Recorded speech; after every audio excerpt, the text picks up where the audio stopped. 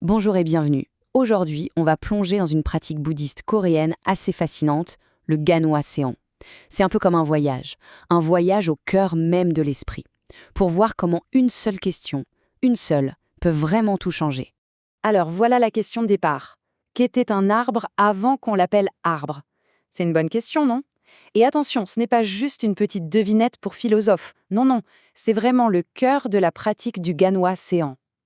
L'idée, c'est d'aller voir derrière les étiquettes qu'on colle partout pour essayer de toucher à la réalité brute, avant même que notre cerveau ne se mette en marche et ne commence à tout analyser. Ok, donc pour vraiment comprendre la solution que propose cette pratique, il faut d'abord qu'on se penche sur le problème. Et le problème, eh bien, il se trouve juste là, à l'intérieur de nous. C'est l'état permanent de notre esprit. En coréen, on appelle ça le byonhwae mangsang.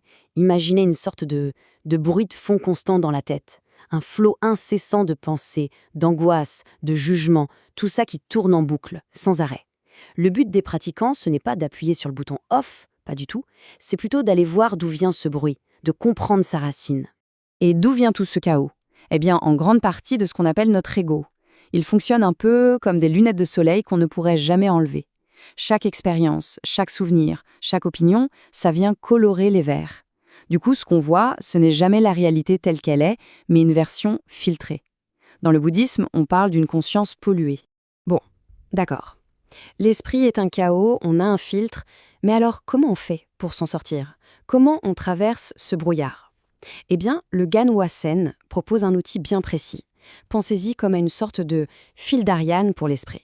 Et cet outil, ça s'appelle le wakudu. Un wakudu, c'est une question, mais une question un peu étrange, un peu paradoxale. Ça peut être « qu'est-ce que c'est ?» ou bien « quelle est cette chose qui me fait bouger la main ?» Mais attention, le piège serait de vouloir y répondre avec sa tête, avec sa logique. Le but, ce n'est pas du tout ça. L'idée, c'est d'utiliser cette question pour, en quelque sorte, faire disjoncter le circuit habituel de nos pensées. D'ailleurs, les maîtres et les pratiquants utilisent des images très fortes pour en parler. Pour eux, le wadu, c'est une corde de rappel. Quand tout est chaotique, on s'y accroche. C'est aussi une boussole qui indique toujours la même direction, notre vraie nature. Et c'est finalement une ancre qui nous ramène encore et encore à ce moment précis, ce silence, juste avant que la première pensée n'apparaisse. Et le conseil des maîtres est d'une simplicité désarmante. Ne perdez pas le haadou. C'est tout. Quoi qu'il arrive, que ce soit des pensées qui défilent, des douleurs physiques, des doutes, peu importe. Il faut s'y accrocher. C'est vraiment la seule bouée de sauvetage dans cette exploration intérieure. Mais alors, attention, s'accrocher à cette question, c'est tout sauf facile. En fait, la pratique est souvent décrite comme une véritable bataille, une lutte intense. Mais pas contre un ennemi dehors. Non, la bataille, elle est contre soi-même.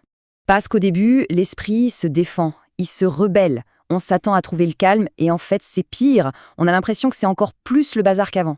C'est une phase que beaucoup décrivent, cette prise de conscience un peu brutale de l'ampleur du désordre qu'il y a à l'intérieur. Le plus gros défi, ce sont vraiment ces fameux Byono Mangsang, toutes ces pensées, ces illusions qui apparaissent sans arrêt, sans qu'on leur demande rien.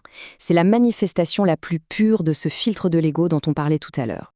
Et comme si la bataille mentale ne suffisait pas, il y a aussi une lutte physique, très intense, parce que rester assis sans bouger pendant des heures et des heures, ça fait mal.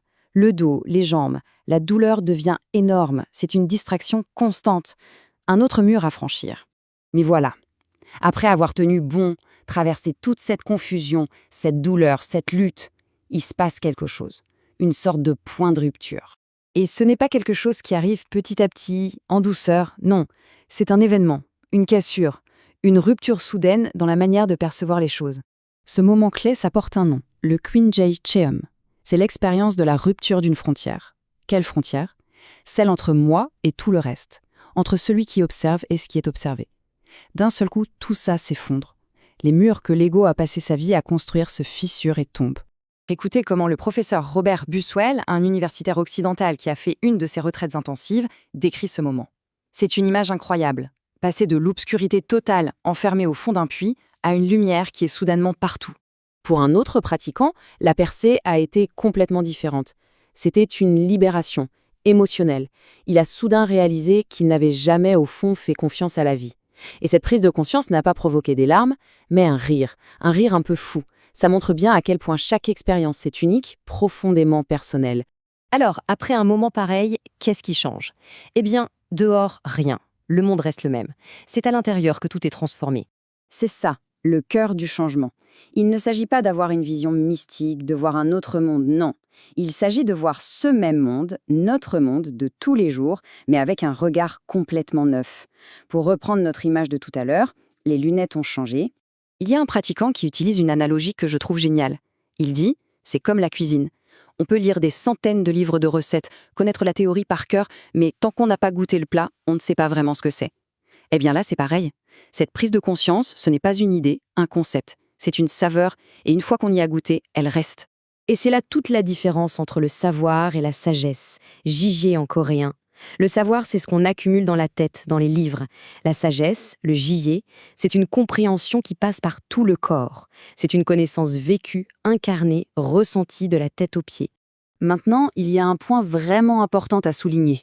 Le Ganwa-seon, ce n'est pas tout à fait la même chose que les formes de méditation qu'on voit beaucoup aujourd'hui, celles qui sont souvent centrées sur le bien-être, la relaxation, la guérison. Pour bien saisir la différence, on peut reprendre une autre métaphore, celle du verre d'eau boueuse. Imaginez que l'esprit, c'est ce verre.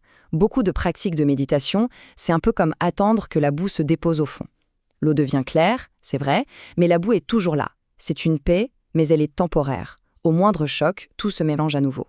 Le Ganwa-seon, c'est différent. L'objectif, ce n'est pas de laisser la boue se déposer, c'est de retirer la boue du verre, une bonne fois pour toutes. On ne cherche pas juste à calmer le jeu, on cherche à transformer la source même du problème. Et tout ça nous amène à une dernière question, une question qui, je trouve, résume parfaitement toute la démarche. Dans la vie, il y a des choses qui font mal, c'est inévitable. On dit que c'est la première flèche, on ne peut pas l'hésiter. Mais très souvent, il y a une deuxième flèche.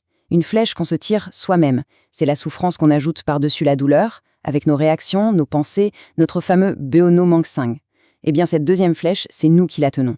Et le Ganwa-seon, finalement, c'est peut-être ça, une méthode pour apprendre à ne plus jamais la tirer.